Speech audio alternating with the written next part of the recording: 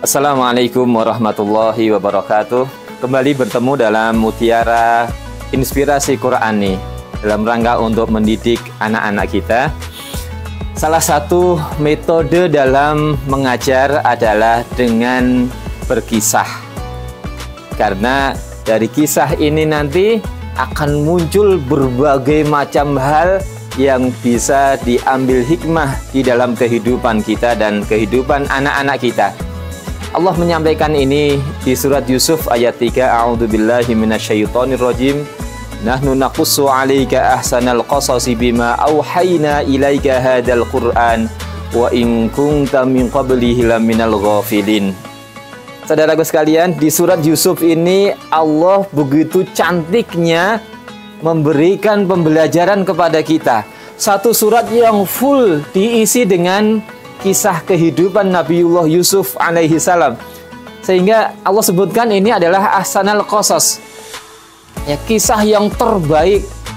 Karena di sini ada berbagai macam model kehidupan.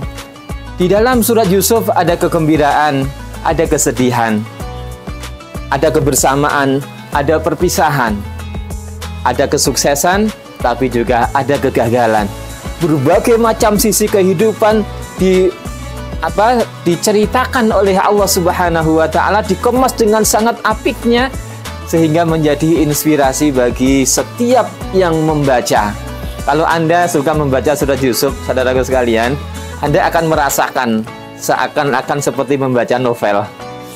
Inilah saudaraku sekalian, pelajaran yang bisa kita ambil, inspirasinya adalah mari kita mengembangkan metode pembelajaran kita. Jadi tidak hanya melulu dengan memberikan instruksi, memberikan informasi, tetapi baik juga kita ambil kisah-kisah untuk kita sampaikan kepada anak-anak kita. Kisah tentang kehidupan orang-orang terdahulu. Ya, terutama tentunya adalah kisah-kisah tentang Rasulullah Shallallahu Alaihi Wasallam. Kisah para sahabat, karena di sini ada model kehidupan yang sempurna yang Allah sampaikan, kuntum khaira ummatin ukhrijat linnas. Maka di dalam kita mengajar atau kita mendampingi anak-anak kita, mari kita tampilkan kisah-kisah ini, cerita-cerita ini, cerita yang penuh dengan hikmah. Termasuk ketika kita sedang mendampingi anak-anak kita yang tidur, maka di sana dianjurkan oleh pakar pendidikan agar ada dongeng sebelum tidur. Kenapa saudaraku sekalian? Di sini ada hikmah. Salah satu karakter dongeng, karakter cerita itu, seorang guru tidak perlu menggurui anaknya, tidak perlu memberikan instruksi anaknya, tetapi pesan-pesan moral itu tersirat di dalam kisah. Contoh misalkan tentang kisah yang akrab di dalam kehidupan kita, kancil nyolong timun misalkan.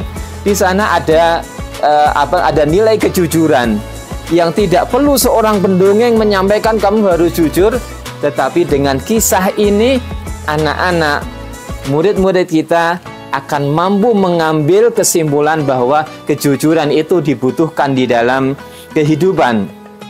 Ini yang kisah fiktif, apalagi kalau kemudian kisahnya itu kisah tentang kepahlawanan dari bapak-bapak pendiri bangsa kita.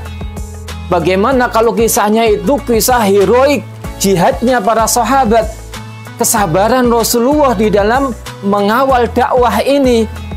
Bagaimana kisah tentang nabi-nabi terdahulu, kesabaran Nabi Nuh yang selama 1000 tahun kurang 50, begitu sabarnya beliau mengawal umatnya. Kisahnya Nabi Musa yang terusir dari kampung halamannya, yang ditugaskan oleh Allah untuk mendakwai seorang raja yang adidaya, dan kisah-kisah yang lainnya. Tentunya kalau ini kita sampaikan kepada anak-anak kita di sela-sela pembelajaran kita, di sela pergaulan kita, jagongan kita dengan santri, jagongan kita dengan anak-anak, maka insya Allah dengan kisah ini anak-anak akan tumbuh karakter kebaikannya. Dan insya Allah ini salah satu yang direkomendasikan oleh Allah Subhanahu wa Ta'ala melalui ayat-ayat Al-Quran ini. Maka pesannya, mari kita kembangkan pembelajaran kita, salah satunya dengan model bercerita. Assalamualaikum warahmatullahi wabarakatuh.